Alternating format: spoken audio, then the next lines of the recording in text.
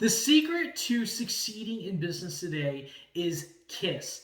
Keep it simple, stupid. Or the way I like to say it, keep it stupid simple. I'm going to show you what you need to make a change or the thing that you need to start when you get into business so you can do it right the first time.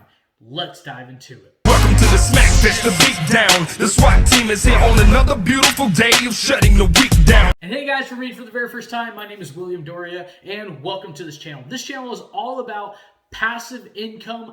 I am a real estate investor primarily for cash flow and appreciation through rental properties. Today we're going to go over an acronym, and I want to give you examples, and I want you to understand what this acronym actually means to change your life. So in real estate, there's really three different ways you can invest in real estate, okay? You're going to have the wholesalers, you're going to have the flippers, and then you're going to have the buy and hold guys such as myself. So when it comes to the wholesaling, if this is what you choose to do, you need to be a master of cold calling, networking, awesome negotiator, driving for dollars, and door knocking.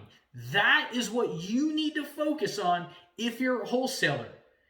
Focus on that only, not flipping, not buy and hold. Become a wholesaler and become the best wholesaler in the industry. If you're a flipper, this is what you need to absolutely focus on if you want to be a master in your industry. If you're thinking about flipping, you need what your location means to that property when you buy it before you sell it. You need to be an absolute king at ARVs, your after repair value. This is what you buy it for, you put your money into. This is what it's going to be worth after you put all of your labor, your time, and your money into this project. And your difference is the spread is what they call it. So you buy a property for 100, you put 50 in it, you're in it for 150, you sell it for 225, you make $75,000 minus maybe some closing costs, and then you're going to have your taxes as a flipper. So you need to be a master at buying them right. You also need to know your ARVs, because if you get this wrong or this wrong, your profit's gone. And just as important,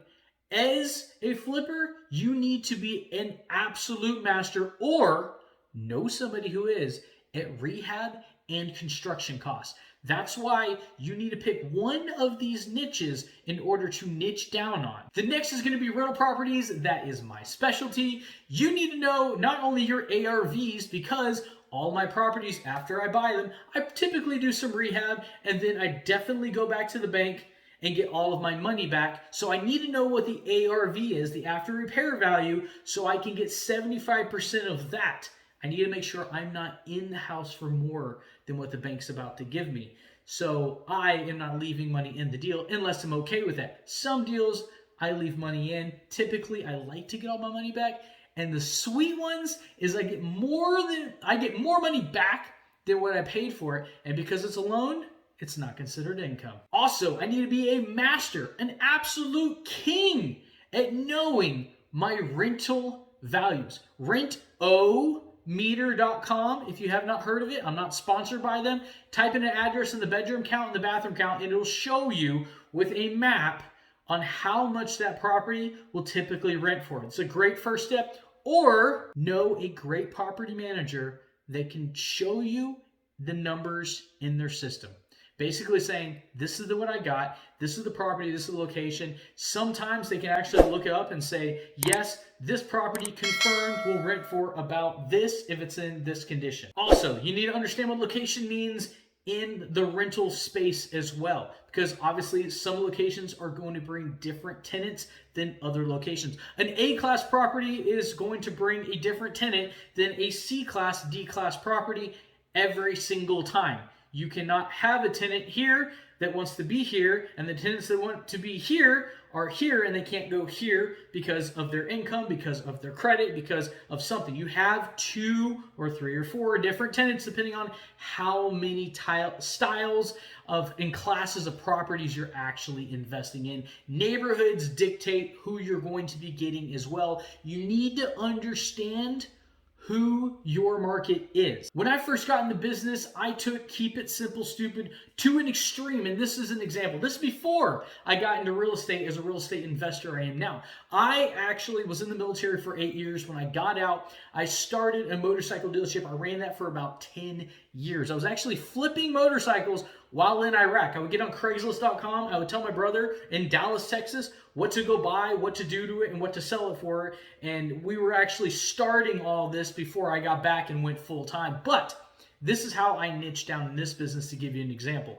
I specialized in sport bikes, the sale of sport bikes, pre-owned sport bikes at that, okay? And not only did I'm niching down, so I went to pre-owned and then I went to sport bikes, but then also in that, I specialized in bad credit financing. So not only do I offer pre-owned late model sport bikes, but I also niche down into bad credit financing because I understood my clientele. My clientele was younger. They typically didn't either have good credit or didn't have enough credit history. So I filled a need because there was a need where if you went to go buy a motorcycle at a dealership, you've got to have amazing credit history. You've got to have good income because it's considered a non-primary vehicle. And majority of people or kids were getting denied. They couldn't get a loan at all. But if they came to me, 9 times out of 10, I could get them a yes answer.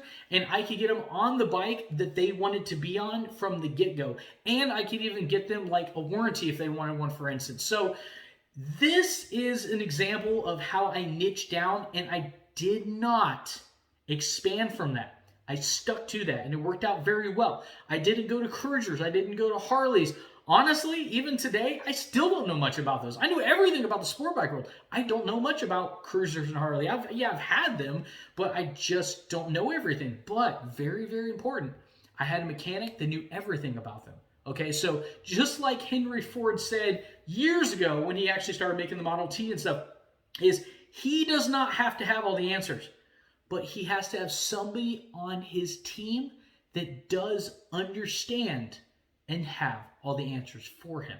And that today is this video. I want you to understand and realize that you do not have to do all 3, flipping, wholesaling, rentals, all that to make it happen. I want you to locate and find one that works for you, become a master at it, an absolute master at it, to the point where you could actually like write up a course and sell it.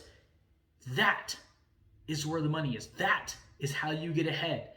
That is how you become a master at your craft. Hey guys, thank you so much for watching the video. If you made it all the way through, consider smashing that like button. Subscribe to the channel. I make several videos on real estate investing per week. And until next time, I will see you on the next one.